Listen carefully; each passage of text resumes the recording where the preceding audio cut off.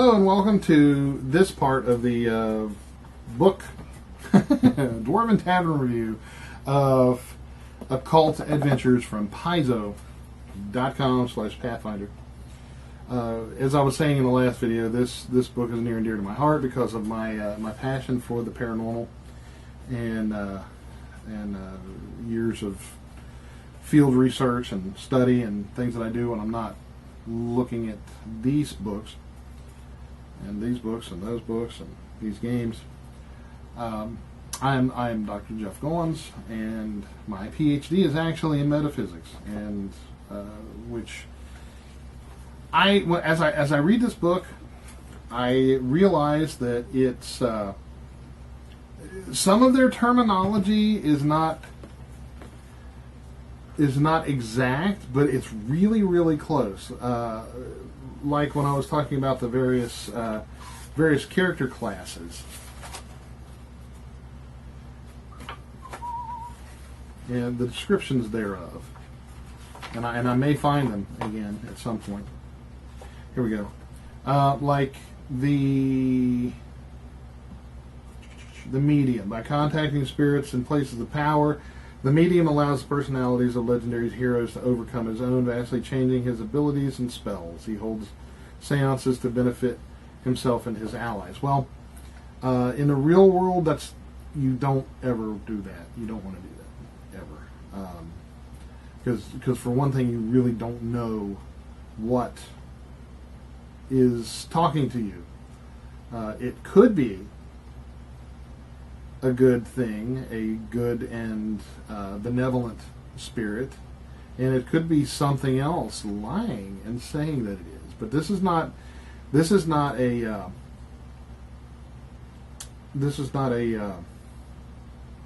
lesson in the paranormal.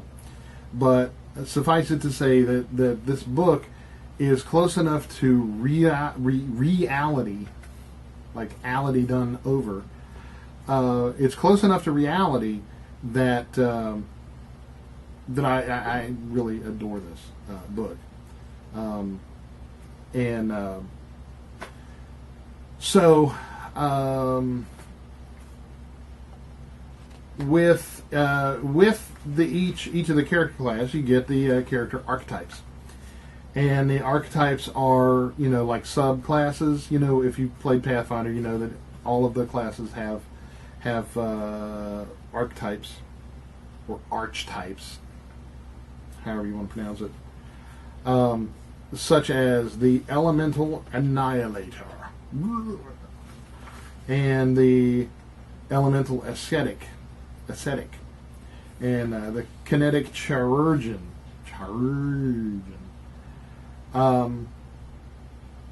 which it would be chirurgeon.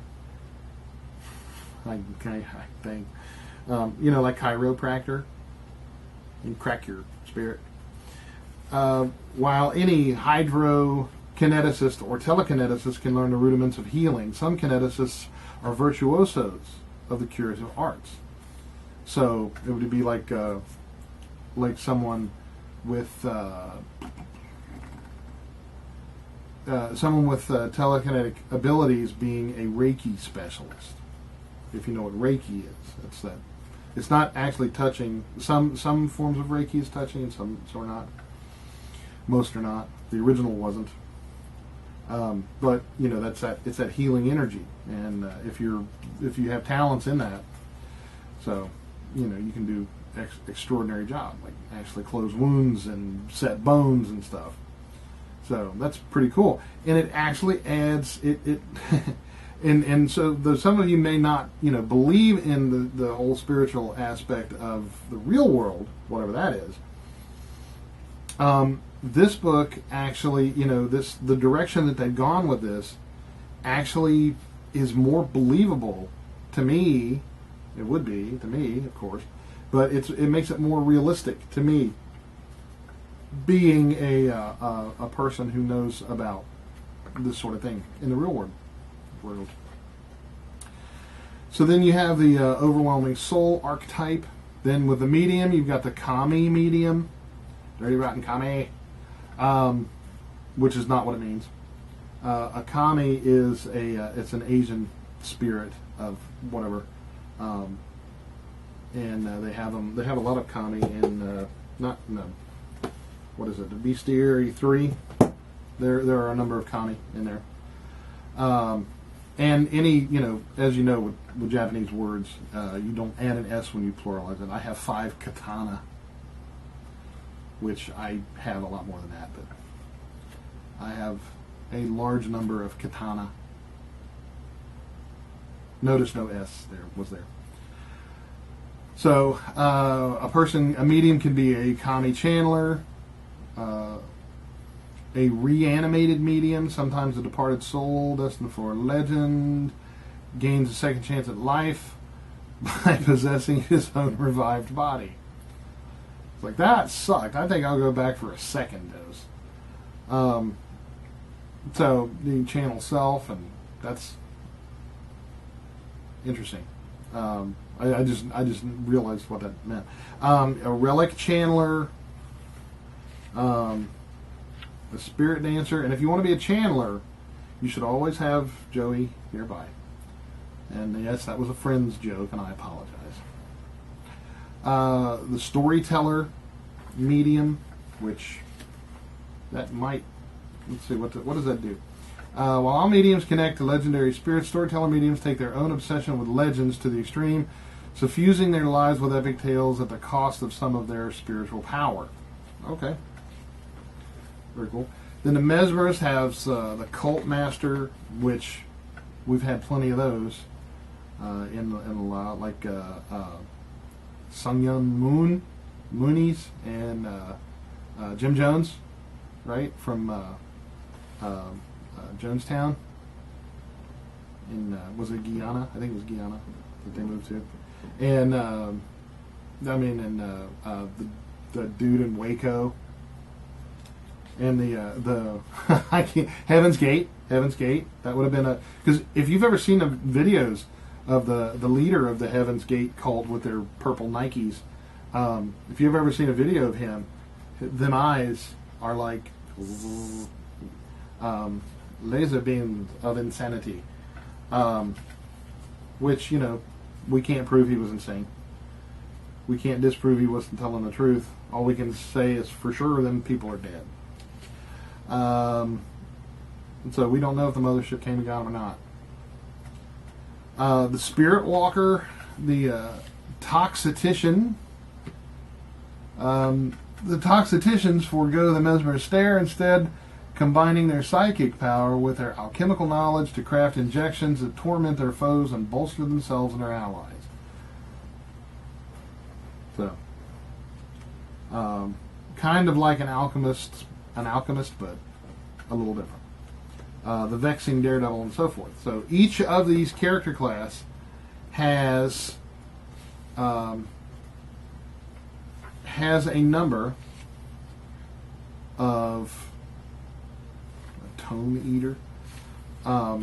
They have a number of the archetypes that you can choose, which I dig completely, because it's all in, it all wheedles down to getting the exact kind of character that you want. You can stay out and be broad, or you can be like a spiritualist who, with the haunted archetype. Or if you like the Asian flair, the onmyoji.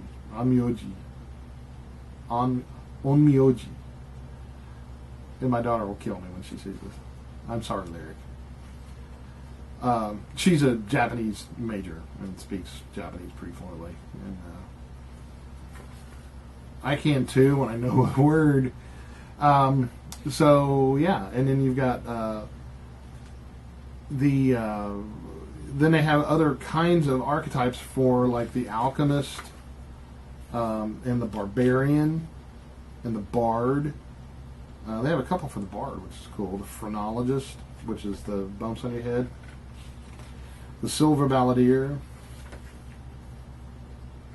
The Order of the Eastern Star is a cavalier, order, very secret. Mostly, is this now? Let's see, is it just for women?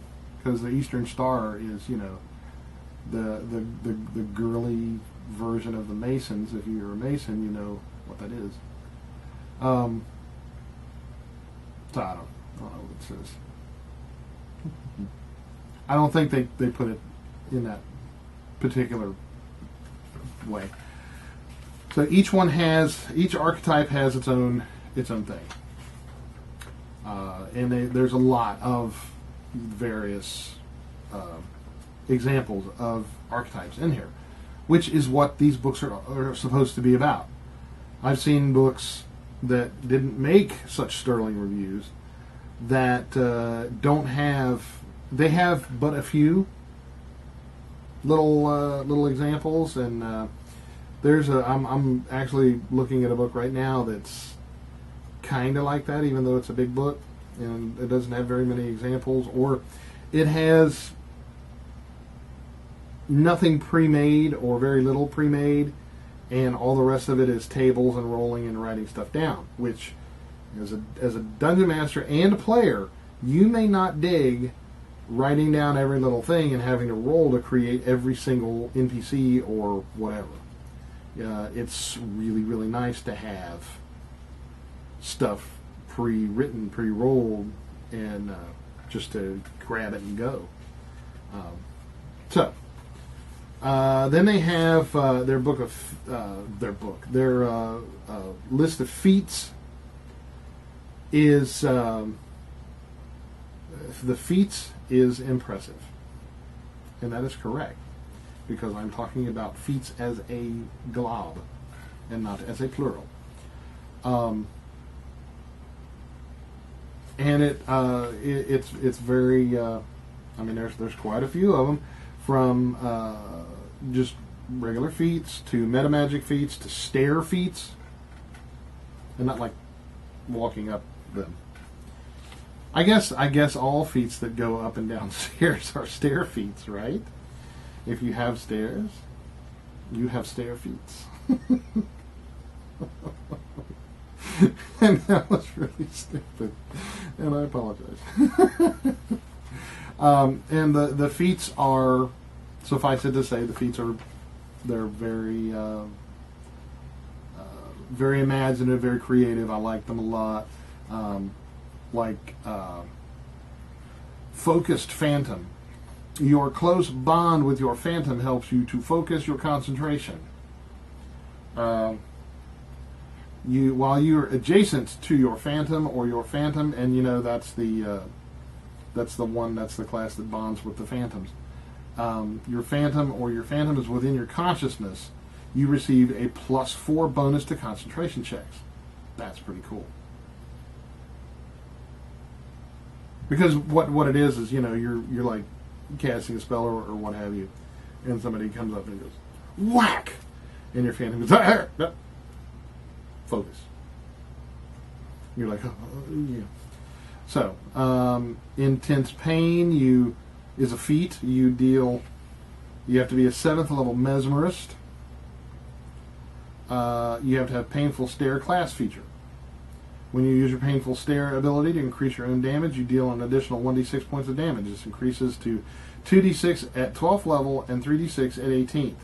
Then that's additional damage to your stare. So you're like, and you can ask any of our kids, but Tavernier Lisa has that painful stare, intense pain, because when she does the mom stare, it's, ow, my liver. The feats, spot on. Scarring, ready for battle. And it's amazing to me how they can keep coming up with new feats that make sense and are cool. So, hats off for that. Chapter 4 is Psychic Magic. Okay? Psychic magic. Now, here's what psychic magic is. Wizards study ancient tomes to unlock arcane secrets of the universe, and clerics pray to distant deities to grant them divine power. Yet, there is a third, more esoteric kind of magic. connected to every creature's composite being. From the conscious mind to the deepest desire, from the life force to the spirit, from the very soul to the cosmic self. This third type of magic is psychic magic, or psychic magic, which it is psychic magic. The psychic spell largely functions like any other spell, of course, because it's, in game terms. But that's metagaming. It's another type of magic similar to arcane or divine magic. In fact, those who use psychic magic are easily mistaken for practitioners of arcane or divine traditions. Metamagic feats and other rules that alter or trigger from spells can usually be used with psychic spells, though see the components section below for a few exceptions. Psychic spellcasters aren't affected by effects that target only arcane or divine spellcasters, nor can they use arcane or divine scrolls or any other items or feats that state they can be utilized only by only arcane or divine spellcasters, which makes perfect sense. So you have spells like Catatonia, which makes a willing target appear to be dead. Hypercognition, which you can rapidly recall anything you know about a subject. Great for test days, right? Repressed memory. Bard spells. Very exciting. Let's see. Oniric Horror Greater, which is distract and fatigue the target with a creature from its nightmares. Draw forth their nightmares. So it's all very mind-oriented, all of these spells, which is cool. And again, as I look through there are a ton of them. Well, I can lift the book, so it might only be a half a ton. And then we get into the Chapter 5, which is Occult Rules. And one of the most one of the most fundamental elements of an occult game is the idea that those versed in the supernatural can use strange hidden powers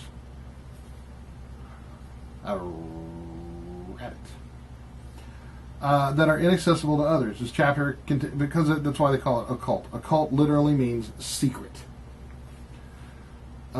This chapter contains a variety of occult powers, and so does esoteric. Esoteric also means kind of secretive, kind of blurry and occult, not widely known. Like, you might even consider the natural flavoring in a soft drink as an esoteric concept. This chapter contains a variety of occult powers and abilities for characters to use in your game. So, characters with psychic magic or the psychic sensitivity feat can unlock unusual uses of skills in which they're trained, with new users ranging from the ability to read psychic impressions, psychometry, what I was talking about earlier, from an object using appraise to the power to douse for water, which I have done, and it's really cool. It works. It was really neat. I'll tell the story of it sometime. Actually, I wanted to see if it would work. I was like 11 years old, and I took the divining rod, and I walked across our yard toward the river, because we lived next to the river, and it kept going off halfway across the yard where there was no puddles or anything. And I'm like, this is stupid, it doesn't work. My dad said, do you realize what you're doing? And I said, what? And he said, look out in the driveway. And I looked out of the driveway, and there was the water main. And I was actually, the divining rod kept going off as I was crossing the water main pipe. And I didn't even know it. So I know for a fact that it works, because it's really, really cool. And I don't think you have to have any like hyper psychic abilities to divine for water, but in here you do, to douse. It's just a really cool thing, and I think it has something to do with earth energy and magnetism and your sensitivity to it, which is in everyone. Not a lesson in the paranormal, or maybe it is. I don't know. So it also talks about auras, chakras for key users, psychic duels, possession, and occult rituals, and automatic writing, dowsing, faith healing, hypnotism, phrenology, which is the bump reading on the head, prognostication, which is a prognosticistician is someone who can divine things. I prognosticate tomorrow it shall rain. And psychometry is in here as well, and so forth. So, and it talks about auras and all that good stuff, which is incredibly cool. Then, and it goes into great detail on how to run an occult game and how to make it horror. And it talks about new haunt rules like holy water and item-bound possessions, chained haunts, and stuff like that. And it goes in such depth with the magic available and the alchemy available. We are going to very soon here at the tavern. We're going to start up a Pathfinder game with all paranormal investigators, and where it's all based on this book and other books, and of course some of the bestiaries, and because it could be really fun. And I've never really run a horror-based game before, which might be odd, but it's hard for me because I don't get scared. The other thing is that I did want to mention, that I mentioned earlier in the last video, is this can actually, I mean, back in the days of Mad Mother with them not wanting it to be called demons and devils, and they had to change the name to fiends, right? The Tanari and a Beatazu. This game could spark some raised eyebrows in the parent arena, because it does have references to witchcraft and occult and all that stuff that we never had any problem with that with our kids, because we explained things to them and talked to them like they were actually people and stuff. We were kind of like wild cats when it came to how we raised our kids, and so this might be I don't know. I mean, it's something that I guess to be careful with. I guess there's a lot of parents who don't know the difference between reality and fantasy, I think, and it's definitely something that you would want to talk to someone about, because it is, in my opinion, very, very close to reality. I think whoever wrote this, the writers of this book, really had they did their homework to a large degree, because it is such a realistic tome regarding the subject of the paranormal and the occult. So, other than the dangers thereof, I mean, I'm not saying that you're gonna look at this book and become possessed by any stretch of the imagination. That's stupid. But the only thing that you would actually run the threat of being possessed by would be being possessed of a hyper-judgmental butthead of a tooth hole of a super whatever religious person, or someone who doesn't understand what this is all about. And I'm not talking about the occult. I'm talking about the gaming aspect of it, because I've had a lot of conflict in my life with people who felt that they had the right to judge and didn't understand what this was about, and they didn't want to know. All they knew is that it had the word occult on it. therefore you must serve the devil. When we all know that's not true, because he doesn't eat at restaurants. So, this book gets 5 axes because it is incredibly cool, very realistic, super in-depth, very well organized. I'm not taking off points for the glossy pages because I can deal with it. Because normally there aren't as many lights on, so the glossy pages aren't that big a deal when I'm playing, so I'm not taking off any points for that. And it is, it's just a good book. So, highly recommend it. I think it's a must if you like this kind of thing. Even if you don't, it's still pretty cool. It brings up a lot of options and stuff. So it's Occult Adventures from Paizo, Pathfinder. Look them up at www.paizo.com/Pathfinder. And they can tell you where to get the book, or you can Google it. Don't forget to look us up at dwarventavern.net. And please leave your comments. This is a really interesting subject to me. So leave all your comments and let us know how you feel about it, what you think. And, of course, like and subscribe and all that good stuff that we always beg for, because we love you and we want to know you're with us.